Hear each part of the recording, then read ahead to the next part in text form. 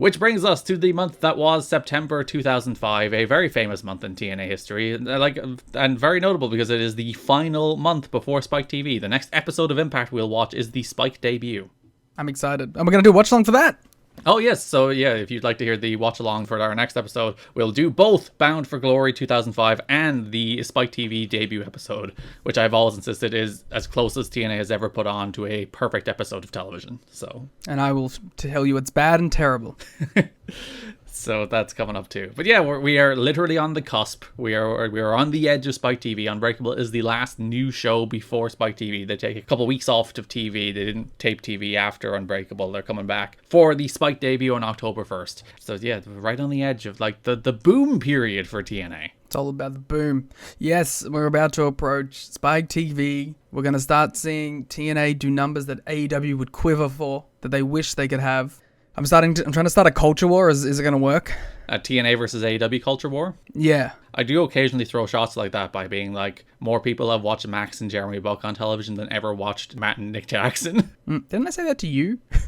Throwing those kind of elbows out on Twitter when people get mad at me. Yeah, of course. You got to hit it every time, you know? But yeah, I don't know. It's very exciting. It's exciting to see the TNA sort of hit that next level era where the general wrestling zeitgeist sort of remembers it. You know, we get to the stage where people have nostalgia for the company because they saw it on this gigantic channel. Yeah, because this is when they like well and truly break into the mainstream. Like by the time they get on Spike, their audience will be about 4 times larger than it was when it was on FSN. Like FSN had them reach like 150, 200,000. Spike on Saturday nights will end up being 800, 900,000. So a huge bunch of people will start watching TNA for the first time this month. And that, as you said, that's like the breakthrough of the nostalgia point. And it's this company finally making it. They said we wouldn't make 1 month.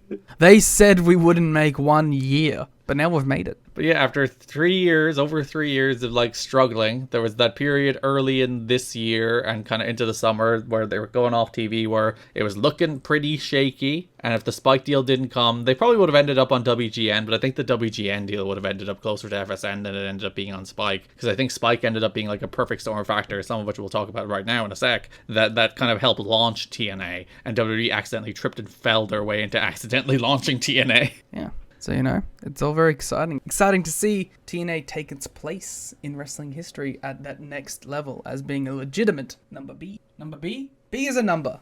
They haven't like really been a national company. They've been available nationally, but like they haven't really been a national wrestling company. But like Spike, that's national TV. That's like proper real deal national TV. Yeah, we are for real now. So notes on the Spike deal. TNA's final deal with Spike TV stipulates that Spike sells the ad time, not TNA. TNA will get 2 minutes of ad time each show to promote its upcoming pay-per-views and other merchandise. Otherwise, Spike gets to keep all the revenue that it sells as part of its Slammin' Saturday Night block. TNA doesn't have to pay for time, though, which is a much better deal than they had with Fox Sports Net and gives them a legitimate chance at turning a profit next year. The not paying for things generally is a better deal. It's funny, it's like, we're not making any money directly from Spike. The idea is like, the extra audience we'll get on Spike, we can then push toward merchandise, push toward pay-per-view, and that's how we'll make our money. But Spike sell all the ads and they make all the money. But it's like, but also we're not paying Spike to be on the air, which is a huge difference from Fox Sports Net. Yeah, that's an immediate sort of return of investment. Like not even return of investment, just lack of investment to put in. Yeah, it cost them a great deal less money to actually put the show on. Which was kind of the big thing that was killing them leading up to this, was the production cost of putting on these shows.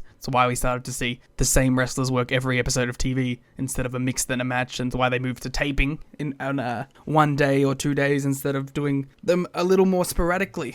Yeah, because these shows we've been watching have been taped over like a 1 day block, 4 hours, and you can tell based on the energy of those crowds that it is the kind of Ring of Honor-esque long TV taping that people get bored of. Probably the same amount of matches on all 4 episodes of TNA as one Ring of Honor show. Yeah, because they do tape, like, it's usually 5-ish on Impact at the moment. They change that when they get to Spike. I think it gets down to 3, which I think makes for a better paced show with 3 longer matches than like a 5, well, like mixed matches, one long and kind of 4 bunch of short ones. But yeah, so they would tape about 20 matches plus some explosion matches, which would probably bring you up to like 25 over the course of one TV taping, which is too many matches to sit through. Yeah, it's almost one ROH. One episode, yeah.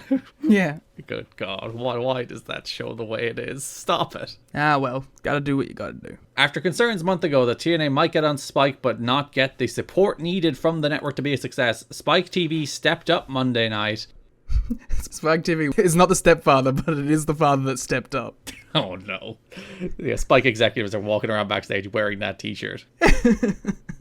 During Raw this week, Spike TV dedicated 2 commercials to promoting the debut of TNA Impact on Spike TV on October 1st at 11 p.m. Eastern Time. The commercials showed generic high spots from TNA without focusing on any stars. While there was brief close-ups of Raven's face, it was to show him in agony, not to showcase his star power. I like this kind of analysis. It's like, what's going on in these commercials? Raven was in pain. He wasn't shown as a star. Jeff Jarrett wasn't in it at all. I mean, there is like legitimate sort of critiquing to be had there. Like, if I'm promoting that show, I'm like, here is Raven, here is Rhino, here is some people you realize, here is AJ doing some crazy bullshit that you've never seen before. Go watch this show. Look how much crazier and more interesting it looks than what you're watching right now. It sounds like they did do that without focus, because like Raven and Jarrett never do anything. Well, Raven does cool stuff. Jarrett never does cool stuff. It does sound like this is like, here's AJ doing a flip dive. Here's Chris Daniels. I haven't seen this spot. I don't think it's available online, but I would.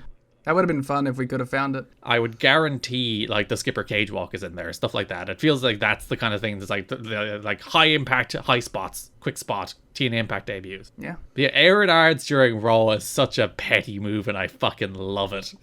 I don't even think it's petty. I just think it's smart business. Well, it is, because they're out of the WWE business and into the TNA business. So while they still have WWE on their show, they're using the WWE hours to push toward their future show, which it makes a lot of sense, but it makes WWE fucking mad. As I said, like, the WWE accidentally kind of created their own biggest rival during this era. Like, if the Spike relationship ended on better terms, and they're full-fledged war at the moment, by the way, which is so funny to think WWE and a television network are going to war. There's a whole bunch of stuff where, like, obviously the first Raw in USA is October 3rd, and the Spike TV had decided to counter-program that with a live UFC. Rules. So, like, not only are they, like, trying to use it to push TNA, it's like, we're going to war with the UFC too. Fuck you. You're being a bunch of bitches on the way out. We're also being a bunch of bitches on the way out. But that only benefits TNA, because TNA are, the, like, I'd imagine part of the reason Spike were like, hey, let's pick up TNA. Fuck WWE. They're being assholes to us. But also, now they're using WWE. They're leveraging the last few weeks of WWE to promote TNA's debut, which is only big for TNA. That is a huge thing for them to put, like, TNA ads in front of the probably 3 million or so people that were watching Raw at this stage. Like, it's so interesting to think about how WWE helped TNA considerably in this situation. I hope when WWE ends up leaving USA or Fox, they piss them off on the way out too, and they're like, you know what, fuck it, let's get MLW. It's Court's big time. Yeah, be good. That'd be fun. But one thing I'm interested in seeing, because obviously I don't really remember, is if there's like any sort of distinguishable production boost when we head into the Spike era. There's a note about that in a moment. Like, it'll still look like the Impact Zone. It's still the Impact Zone, you know?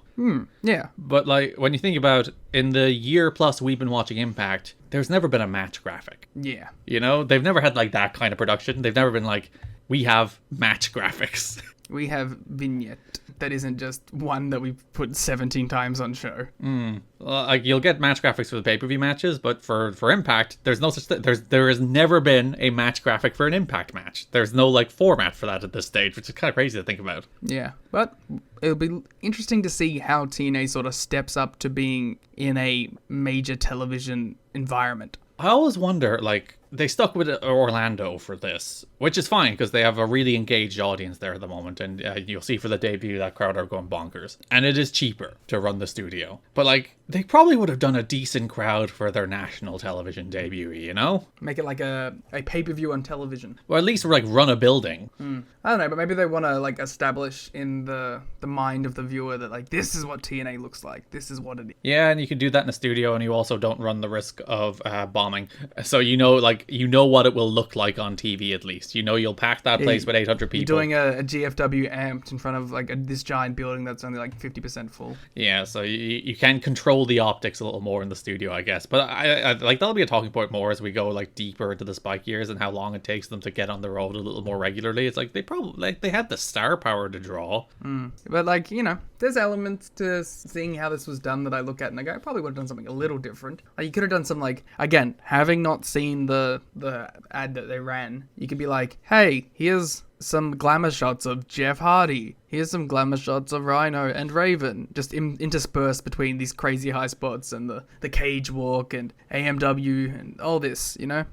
This unprecedented exposure for TNA gives it its best chance any promotion may have for many years in competing meaningfully with WWE sans a major network itself owning a starter promotion. WWE's entire audience will be exposed to ads over the next 4 weeks, so that first week's rating should tell a lot about TNA's potential to make a dent. And a note, Vince flipped out on the August 29th Raw when they aired a TNA commercial and started throwing some headsets. You know, that's based. You know, that's sick. We love seeing Vince flustered. Yeah, because they would have been in like the truck, because they would have had the Spike TV feed, as in like during the commercial, and there's a TNA ad. I would have loved to see like the truck's reaction live as they see that a TNA ad is airing during Raw. They all just go deathly silent as Vince starts swearing. The TNA contract with Spike TV goes into full effect on October 1st. It's a 52-week deal through late September of 2006. Judging from the TV commercials, the plan to change the name was overruled. Dave talked about how like there was a plan to call it Impact on Slammin' Saturday Night. They do mention Slammin' Saturday Night because that is the marketing block, but they are like the show is just still called Impact. Should be Saturday Night Impact. Well, it gets moved pretty quick, Dave, so that wouldn't have worked, would it? I hate like the predisposition to adding like Friday night, Monday night, Saturday night. I think it's so dumb. It's the kind of thing where it's like you want to market the day the show is on within the name, but also like people can work that shit out. Come on. Yeah, every time I see Saturday Night Collision, I go, all right. Maybe it just offends me because it's not on Saturday for me. Yeah, it's illegal to Australians. Yeah, it's like it's Thursday Night Dynamite actually. Isn't it Thursday morning Dynamite? Yeah, all right, shut up. Don't question me in front of the people. I'm sorry. We'll do this off air. TNA president Dixie Carter told TNAWrestling.com the promotion has achieved one of its major goals within its business model in being broadcast on a major cable network. Be on a real channel. It's like, number one goal, be on TV. I mean, that's a pretty big one. To be fair, number two goal is follow Dixie on Twitter, but... Can't wait till we start seeing that. Carter hinted that more big news is coming pertaining to the Spike deal on contract negotiations with Spike as well as WGN. Dixie said, "We were fortunate enough to have interest from several places. In the end, we felt that Spike TV and their audience was the best place for us to be. These guys understand our audience and have experience in wrestling. They value the product and we look forward to growing our property together." Wow, a new professional era for Dixie Carter now that she's on national television. Yeah, I told you, I'm bringing new professional energy to this podcast. That means no more accents. No more snakes in the back. No more snakes in the back. I'm not about bits anymore. You were just about professional analysis. Yep. You know, I want to get that call up from Post Wrestling. They do bits. Cut that. They'll kick us off. Rich will come for us. It's like, Post? Yeah, be like, whoa. You want to go to Post? We got to get that call up to Spike TV. First Brandon betrays us, now you do. Carter said TNA is considering each available free agent from WWE on a case-by-case basis, but the focus will remain on the current group of wrestlers who have worked their butts off for TNA and deserve this exposure to show the world how amazing they are. The thing is, like, I think at this stage, it's, you know, they're being a bit more particular about which WWE guys are coming in, and that's smart. And they have such a core roster of, like, their own next stars that they can do that with, too. So, like, it's in a very healthy position to be in. Yeah, it's kind of thing where it's like, you just have to add, like, 5 guys. Just 5 guys? Yeah, just 5 guys to your roster to, like, bolster Bring the in star Taichi, power. Sonata, Doki, Kanemaru. And when you think about, like, those 5 guys, you could say, end up being like Nash, Team 3D, Christian, and Sting. Those are like a pretty good 5 guys. Those are the best. That's pretty great 5 guys to get. Like, those are good guys to bolster the star power side of the roster, which you can argue is the part that's lacking. Yeah. And, like, that's the thing, too. Like, they even have, like, a good little number of those people. Mm. But once you expand it just that little bit more, I think it's a good touch. Because, like, especially watching Unbreakable, I had the thought of, like, the world title picture feels like it's in a solid place star-wise now. And obviously the X Division title feels like it's in a great place, too. So, just having those couple more to fill it out, and honestly having a gigantic name tag team would be really nice in this division that's kind of been the same 4 tag teams feuding with each other for a year. You're sick of the Naturals in AMW? I'm sick of the Naturals, AMW, and Team Canada wrestling each other like interchangeably on all of these pay-per-views. On the topic of tag teams, TNA is pursuing a few non-TNA names, such as the Dudley Boys, Charlie Haas, and Shannon Moore, and looking to add a returning name such as Kevin Nash to create buzz amongst non-TNA followers. But the objective is to focus on the core roster members. Bubba Ray and Devon are asking for top dollar to appear in TNA, causing management to become reluctant to sign them. Not because they don't think they're worth it, because they're worried that other people will also ask for that kind of money.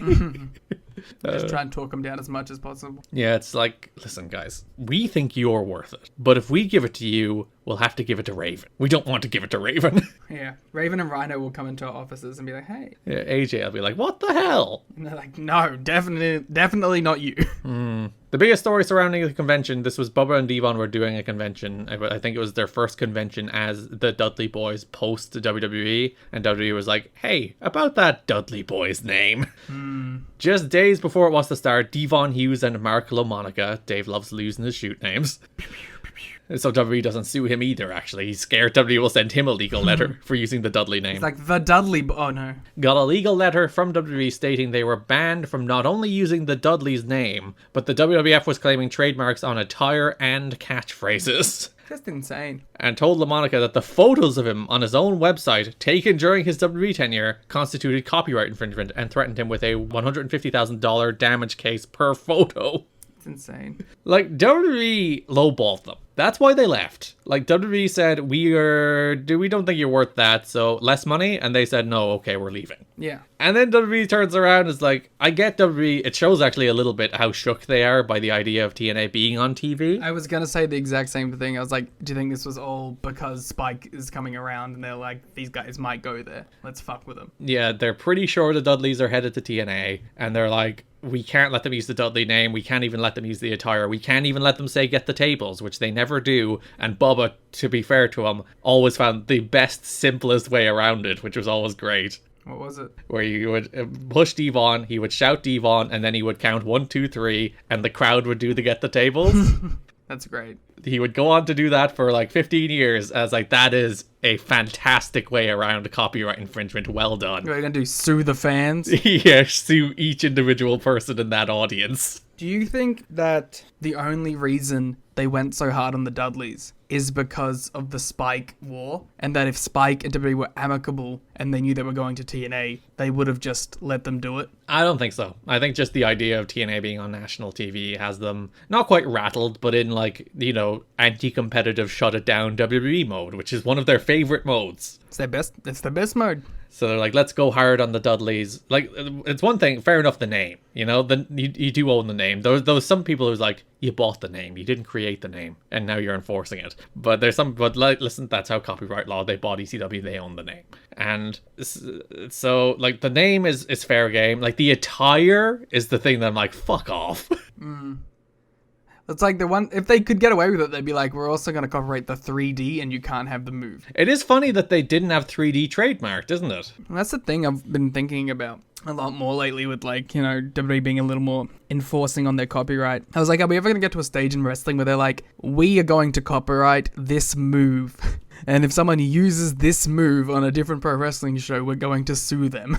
They could shut the entirety of independent wrestling down if they trademarked the Canadian Destroyer. Trademark the Canadian Destroyer and trademark the RKO. They could just kill all of wrestling in an instant. Yeah, that'd be interesting. Obviously, I don't. There's probably always going to be cases of it happening outside of the WWE first, but it's just an interesting sort of thing, you know. So as I said, WWE offered them deals that lowballed them, and that's why they left. So that does what like that is the thing that makes it feel extra petty for me. It's like, you lowballed them. You can't be assholes about them leaving. Well, they can, because they're going to go to their biggest competition in years. In another sign of Spike TV's support of TNA, not only did the 2 more 15-second commercials air during Raw, but the network has scheduled TNA for a Monday night replay each week starting October 3rd. That's sick. Although it won't go head-to-head with Raw, Monday nights will feature 2 prominent national promotions on national cable TV for the first time since the final edition of Nitro in 2001. So it's a midnight replay, so it'll be about an hour after Raw airs. But yeah, it's another one of those things is like, fucking hate you, WWE. We're going to put them on Mondays too. God, I really want them to piss off USA and Fox now. I really want them to piss off USA and Fox. Again, it's so funny to see a whole fucking television network going to war with WWE. How hilarious would it be to see, like, MLW just get, like, an influx of a giant amount of money. And then it's like, all right, go ahead. Go for it. Go to war. And then Jacob Fatu doing his Bloodline promos. And yeah, WWE would shut that down very quickly then. But that's what I want to see. That's what I want. And then USA gets all pissy and they're like, here, have all this money, MLW. God, it would be fun. I want a major pro wrestling show on every day of the week on a major network. That's my dream. Probably love to have more than one. No, just give me Monday through Saturday. Oh, and when I say a major pro wrestling show, I also don't mean Raw or SmackDown. Like, I want other companies that all have major pro wrestling shows every day of the week. Yeah, so Raw and SmackDown are cancelled, and then other shows get Monday and Friday. They can still run. I'm just not going to watch them. I want every other company to have a giant show. I like the way you're okay with NXT, though. Oh, I'm not watching that either. I also said major. Tuning in with all your Lone Wolf Baron Corbin nostalgia. Yeah, I was there for that. I don't have no nostalgia for it. That midnight on Monday time slot currently features Maximum MLB. I guess technically midnight on Tuesday, for being pedantic about it. Currently airs MLB highlights from the previous week. Monday's airing will be a replay of the show that aired on Saturdays. The new ads for TNA Impact on this week's Raw featured high impact high spots that blow away most of the athleticism that WWE allows its talent to display. Jeff Jarrett was shown during the ad, but not as a centerpiece. The spot ended with a close-up of Monty Brown yelling. Okay. Man, I really feel like I would put a lot of Jeff Hardy on that. I assume he's doing like a swanton. And again, I haven't seen the videos. Yeah, but like I feel like I would make him a very distinct piece of it. I assume there's like him throwing himself off a stage. Yeah, I would have him do a little dance too. I would devote the entire 15-second spot to that time he dropkicked the table after it went wrong. Yeah, it would just be that clip. It's like, what's going on with Jeff these days? Jeez. I hope they had like some witty tagline that was like, you know, I smacked it raw, I want some more, give me some TNA. Oh yeah, bring back the Impact at Raw, I want more TNA. Yeah, I think that'd be great. Everyone should be wearing those shirts on the Spike debut. That'd be perfect. Like some get the F out style thing on these promotions. Go extra petty with it. E out. Get the E out of wrestling. Bill Banks of TNAWrestling.com reports that TNA will be updating the Impact Zone with more pyrotechnics and new lighting. New video packages, graphics, and other production features are in the works to give the presentation of the product a new feel on Spike TV. Nice.